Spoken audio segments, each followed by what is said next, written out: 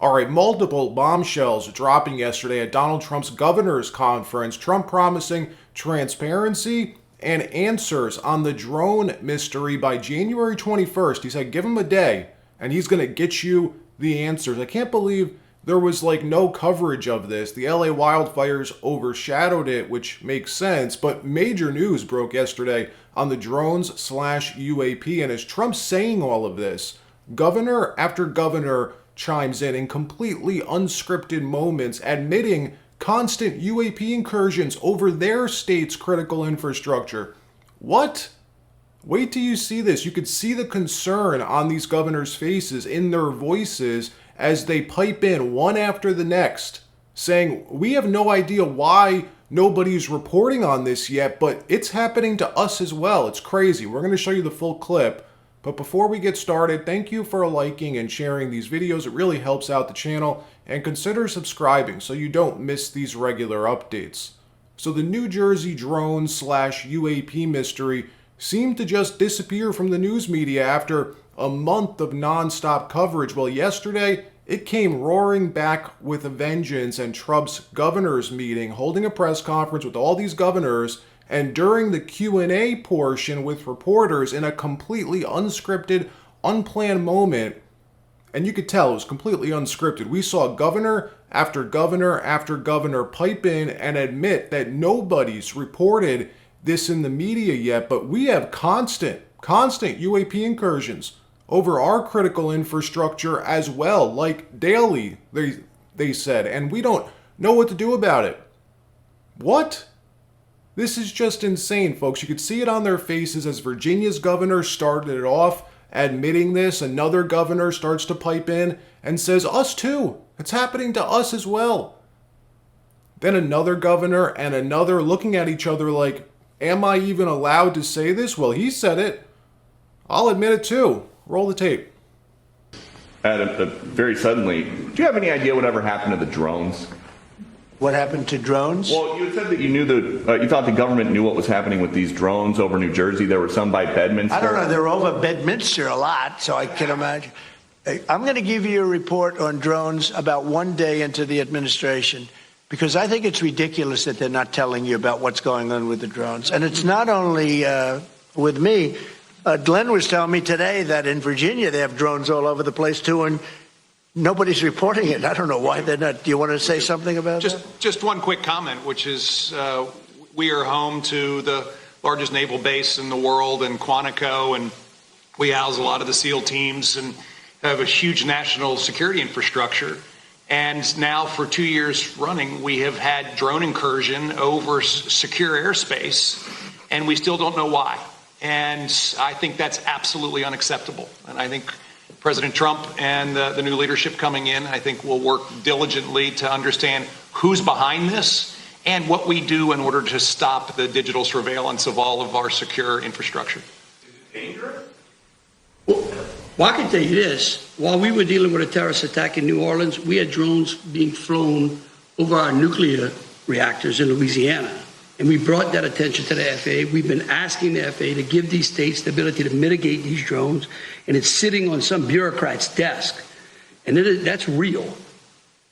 Nobody knows. They don't want to talk about it. Go ahead, Governor, you're going to say? I was just going to say we have drones in Wyoming flying over our infrastructure as well. And it's incredibly frustrating that we not only have no way of knowing what it is, but nobody knows how to deal with them. They don't want to talk about it, and nobody knows why. They don't want to talk about it. That could be us sending drones. I hope that's the case, us doing it and doing research, and maybe they don't want to talk about it from that standpoint. I hope it's not an enemy, but we're going to find out on the 21st, the day after. You have to give me a little time for the inauguration, but shortly thereafter, we'll give you a report on it. We'll tell you exactly what it is. They know, and it's very strange that they aren't talking about it. This is huge news and nobody's reporting it. Virginia, home to some of the most sensitive national security sites on the planet. You have the FBI's Ops Tech Division located in Quantico, Virginia, Langley, CIA headquarters. You have over a dozen military bases and installations located in the state of Virginia. And the governor comes out yesterday admitting that they've been dealing with unexplained aerial phenomenon almost daily, just hovering over some of their most sensitive sites, and we don't know what to do about it, he says. Looking to Trump to hopefully help his state out. Trump now promising transparency, complete transparency. We've said it before. Donald Trump is being lined up to be the disclosure president. Biden could have done it, but frankly, he doesn't have the stones that it needed. He also doesn't know what the hell's going on. Trump's cabinet, though, made up almost entirely of huge proponents of UAP disclosure. Marco Rubio, he's on the Gang of Eight. He's the chairman, or was the chairman, of the Senate Intel Committee. That's a very powerful committee chair. The chairman of the House Permanent Select Committee on Intelligence, the House Armed Services Committee, the Senate Intel Committee, and there's one other in the Senate as well that I can't remember the name right now, but there's 4 committees that have higher classification authority to conduct oversight on classified projects. The chairmen of those committees, like Marco Rubio, have SAP and USAP clearance, Special Access Program and Unacknowledged Special Access Program clearance to be read into these black projects.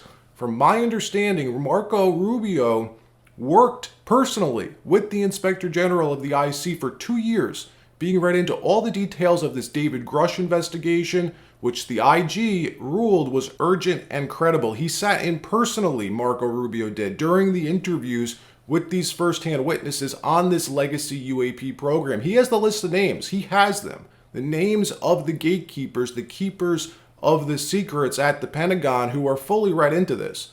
You're on the Foreign Affairs Committee, and you're really involved in foreign affairs. There have been a lot of articles lately about UFOs. I know this question is a little out there. Is there any truth to any of this?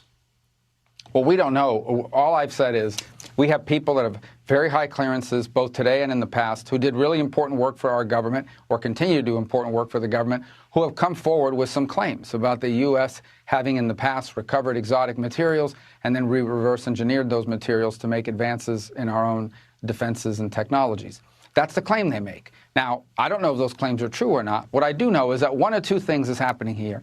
Either they're telling the truth, and that is something that obviously would be the biggest story in human history, or we have people in really important positions of government who are crazy and who are out there making up stories and who are still in positions of importance. Either one is a big problem. So we've got to figure out which one of these two it is, because the second one in particular would be very troubling. But we don't. All we know is claims that people have made. These are credible people that have done and continue to do important work for the country.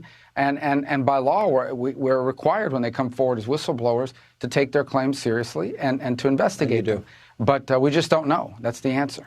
And I've been told that he's got a bone to pick with them because he had one of them, like the main person, the Undersecretary of Defense, I believe, in his office, and he asked them point blank what they know about this legacy UAP program, and that person lied to his face, denied any knowledge of it.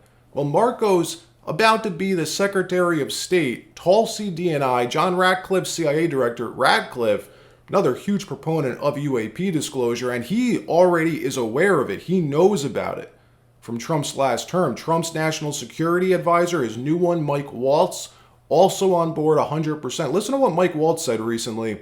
And remember, this is Trump's new national security advisor. Watch this. He found compartmented programs that weren't being considered by the congressionally mandated task force, that weren't being briefed to Congress in a manner that's appropriate with oversight. And when he brought that to his superiors in the Pentagon, he was retaliated against. Correct. Take a step back. I think why Americans are seeing so many, feel like this is really new and they're seeing so much reporting of these sites is because we now have such a proliferation around the world of satellites, of radars, of sensors, of cameras that, 20, 30 years ago, it was, Joe Bob in his pickup truck takes a grainy photo of something he sees in the sky. Now we have radar imagery, thermals, different types of infrared sensors. You can't deny this stuff. Mm-hmm. This is real hard data that is showing objects that are doing things that can't be explained. And it's that data that we've demanded the intelligence community and the Pentagon analyze and come back to Congress to explain, and through us to the American people. If there was ever an administration that could get to the bottom of this, tell the American people the truth about what our intel agencies and Pentagon know about UAP, this is the administration to do it. If it doesn't come out in the next 4 years, I doubt it ever will, but it's my understanding that Congress has been lining things up to make it possible. Not definite, but possible. Realize Congress can't do it alone, and the executive branch can't do it alone either, but together they may have a chance. And one more thing about this, it's bipartisan, right? Chuck Schumer, one of the most powerful Democrats in Washington, wants to help Donald Trump on this. At the UAP hearings in Congress, you had AOC and Tim Burchett working together to uncover what the government knows about this. Two people who were never, ever on the same side in a congressional hearing, but there's still a few people standing in the way. Mike Turner and Jim Himes. Mike Turner is a Republican. He's the chairman. How did he become the chairman of the House Permanent Select Committee on Intelligence? We'll get to that. And Jim Himes is the ranking member of that committee, a Democrat. So you have a Republican and a Democrat working together to stonewall us on this. That's one of those committees, very important committee, that technically is allowed to be read into this, is supposed to be. Legally is supposed to be. The chairman, at least, is supposed to be. They together are slow-walking disclosure, using bipartisanism, saying we both agree, nothing to see here, we shouldn't look into this, we shouldn't do anything about this. They're doing everything they can to stop it. Conspicuous issue that isn't being discussed in the apparently, broad support inside the Congress for this legislation to be backed, my friend. And you know what it is? It's the so-called HPSCI, the House Permanent Select Committee for Intelligence.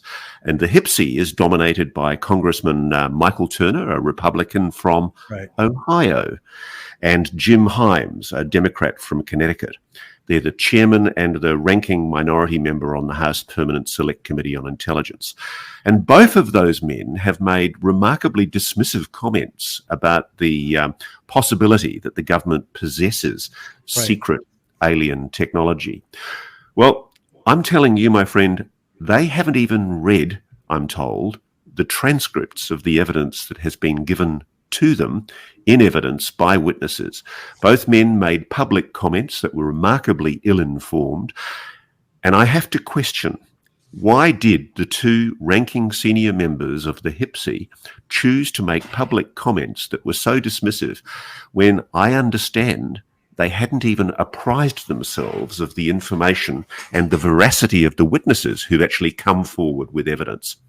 Why is the member from Ohio, which just, by the way, happens to include the Wright-Patterson Air Force Base within its precincts, why would the member from Ohio, Michael Turner, choose to make such dismissive comments and not in any way overtly support this important piece of legislation? If there's nothing to hide, if there's nothing being concealed in secret bases somewhere, if there's not a private aerospace that has got a flying saucer or whatever it is hidden in its basement that was gifted to it by the government 50 or 60 years ago, what have Congressman Michael Turner, the Republican from Ohio, and Jim Himes, the Democrat from Connecticut, got to hide by not endorsing this legislation? These two congressmen have to be primaried and voted out. They're not working for you. They're not working for me. They're working for their donors. And guess who their largest donors are? Lockheed Martin and Northrop Grumman, at least Mike Turner's. Mike Turner, it also turns out, just so happens to represent Ohio's 10th district, the same district where Wright-Patterson Air Base is located, the most sensitive U.S. military base in the world. I wonder how he got to be selected as chairman of the Intel Committee. I wonder. Look, the closer we get to this coming out, the harder the keepers of the secrets will fight it. Trump's team, however, wants to get this done. From my understanding, they really do want to get this done. His team does. I'm not sure how much Trump actually cares about it, but his cabinet, they want to do it. They want to get the information out. Let's see what happens. All right, that wraps up this episode. Like, subscribe. We'll see you next time.